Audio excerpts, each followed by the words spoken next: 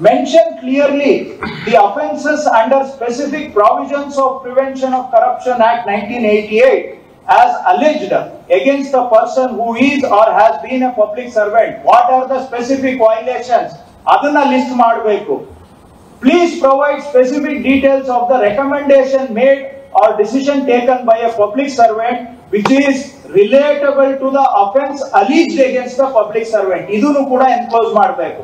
ಈ check list ಅನ್ನ ಕೊಟ್ಟಿರೋದು ನಾನಲ್ಲ, ಡಿ.ಕೆ. ಶಿವಕುಮಾರ್ ಉಪಮುಖ್ಯಮಂತ್ರಿ ಅಲ್ಲ, ಇದನ್ನ ಕೊಟ್ಟಿರೋದು ಭಾರತ ಸರ್ಕಾರದವರು ಕೊಟ್ಟಿದ್ದಾರೆ.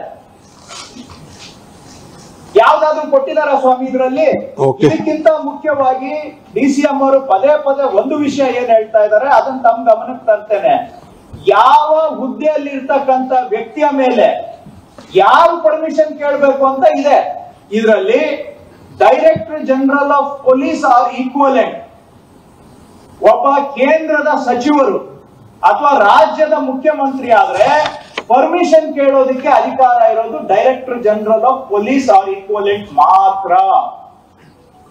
ಯಾವ ಡೈರೆಕ್ಟರ್ ಜನರಲ್ ಆಫ್ ಪೊಲೀಸ್ ಗವರ್ನರ್ಗೆ ರಿಕ್ವೆಸ್ಟ್ ಕೊಟ್ಟಿದ್ದಾರೆ?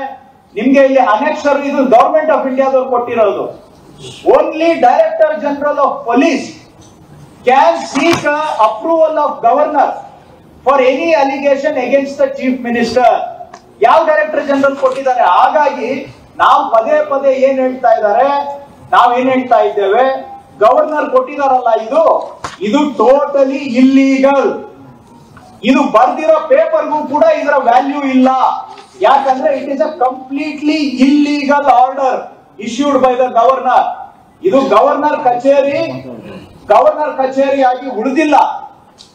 ಇದು ನಾನು ಹೇಳ್ತಾ ಇರೋದಲ್ಲ, ಜಸ್ಟಿಸ್ ನಾಗರತ್ನ ಹೇಳ್ತಾ ಇದ್ದಾರೆ. ಮೊನ್ನೆ ಬೆಂಗಳೂರಿಗೆ ಬಂದಾಗ ಜಸ್ಟಿಸ್ ನಾಗರತ್ನ ಏನ್ ಹೇಳಿದ್ರು ಅಂತ ದಯವಿಟ್ಟು ತಾವು ಗಮನಿಸಬೇಕು.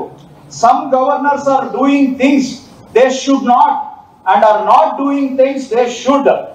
ಅವರು ಜಸ್ಟಿಸ್ ನಾಗರತ್ನ ಅವರು ಸಂವಿಧಾನ ಸಭೆಯ ಸದಸ್ಯರಾಗಿದ್ದಂತ ದುರ್ಗಾಬಾಯಿ ದೇಶಮುಖ್ ಅವರನ್ನ ಕೋಟ್ ಮಾಡಿ ಹೇಳ್ತಾರೆ, ಯಾಕೆ ಗವರ್ನರ್ ಅನ್ನೋದನ್ನ ನಾವು ತಗೊಂಡ್ ಬಂದಿದೀವಿ ಅಂತ ಹೇಳಿದ್ರೆ, it is only for the purpose, the governing idea is to place the governor above party politics, above factions, and not subject him to party affairs.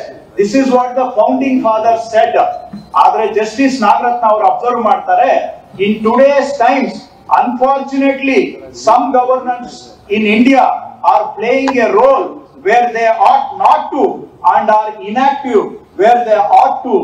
The spirit of constitutional statesmanship and not partisan brinkmanship should be the mantra ಅಂತೇಳಿ ಗವರ್ನರ್ಗಳ ನಡವಳಿಕೆ ಬಗ್ಗೆ justice Nagarathna ಅವರು ಹೇಳಿದ್ದಾರೆ. ಹಾಗಾಗಿ ಈ governor ಕೊಟ್ಟಿರೋ ಈ ಆದೇಶ ಏನಿದೆ ಇದೊಂದು ಇಲ್ಲೀಗಲ್ ಆದೇಶ, ಇದಕ್ಕೆ ಬೇಸಿಸ್ ಇಲ್ಲ.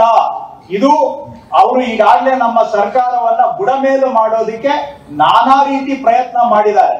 ತಮಗೆ ಗೊತ್ತಿದೆ, ಇಡಿ ಅವರ ಮುಖಾಂತರ ಸುಳ್ಳು ಕೇಸನ್ನ ಮುಖ್ಯಮಂತ್ರಿಗಳ ಮೇಲೆ ಉಪಮುಖ್ಯಮಂತ್ರಿಗಳ ಮೇಲೆ ಸುಳ್ಳು ಕೇಸು ಸಿಕ್ಸೋದಕ್ಕೆ ಪ್ರಯತ್ನ ಮಾಡಿದ್ರು. ಅದು ಫೇಲ್ ಆಯ್ತು ಅಂತ ಹೇಳಿ ಇವತ್ತು ಗವರ್ನರ್ ಕಚೇರಿಯನ್ನ ಅವರ ಕೈಗೊಂಬೆಯಾಗಿ ಉಪಯೋಗಿಸ್ಕೊಳ್ತಾ ಇದ್ದಾರೆ. ಇದು ಇಡೀ ಕರ್ನಾಟಕದ ಜನಗಳ ಮೇಲೆ ಕೇಂದ್ರ ಸರ್ಕಾರ ಮಾಡ್ತಾ ಇರೋ ದಾಳಿ. ಯಾಕೆ ಅಂದ್ರೆ ಸಿದ್ದರಾಮಯ್ಯನವರು ಅಲ್ಲ, ಕರ್ನಾಟಕದ ಜನಗಳಿಂದ ಆಯ್ಕೆ ಆಗಿರುವಂತಹ ಮುಖ್ಯಮಂತ್ರಿ. ಅವರು ಡೆಲ್ಲಿಯವರ ಕೈಗೊಂಬೆಯಾಗಿ ಕೆಲಸ ಮಾಡೋದಕ್ಕೆ ತಯಾರಿಲ್ಲ. ಕನ್ನಡಿಗರ ಸ್ವಾಭಿಮಾನದ ಸಂಕೇತ ಸಿದ್ದರಾಮಯ್ಯನವರು ಏನೆಲ್ಲ ಮಾಡಿ ಕನ್ನಡಿಗರನ್ನ ಬಗ್ಗಿಸ್ಬೇಕು ಅಂತೇಳಿ ಕನ್ನಡಿಗರಿಂದ ಆಯ್ಕೆ ಆಗಿರುವಂತಹ ಈ ಸರ್ಕಾರವನ್ನ ಸಂವಿಧಾನಕ್ಕೆ ಅಪಚಾರ ಮಾಡಿ ಬುಡಮೇಲು ಮಾಡೋದಕ್ಕೋಸ್ಕರ ಇದು ಕರ್ನಾಟಕದ ಮೇಲೆ, ಪ್ರಜಾಪ್ರಭುತ್ವದ ಮೇಲೆ, ಸಂವಿಧಾನದ ಮೇಲೆ ನಡೀತಾ ನ್ಯೂಸ್ ಫಸ್ಟ್ ನಿರ್ಭೀತಿಯಿಂದ ನಿಮ್ಮ ಪರವಾಗಿ.